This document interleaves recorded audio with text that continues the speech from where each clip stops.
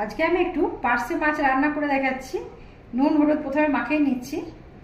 হ্যাঁ, আমার বরের লুজ মোশন হয়েছে, তাই পাতলা করে রান্না করছি। এটা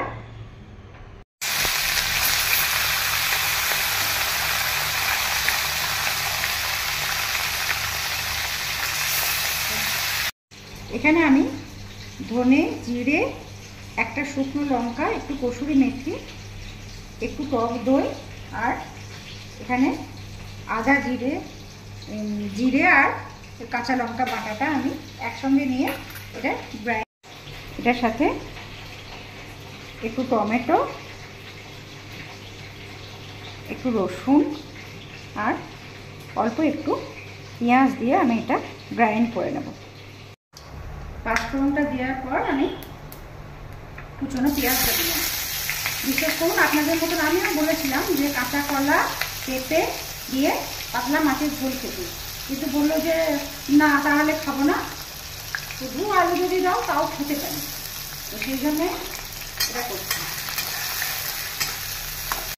আলুগুলো এই পেঁয়াজ ভাজার সাথে একসঙ্গে আমি একটু ভেজে তুলে নিলাম। এই যে পেস্টটা তৈরি করে রেখেছি, এটা আমি এখন দিয়ে তারপর কষা করছি।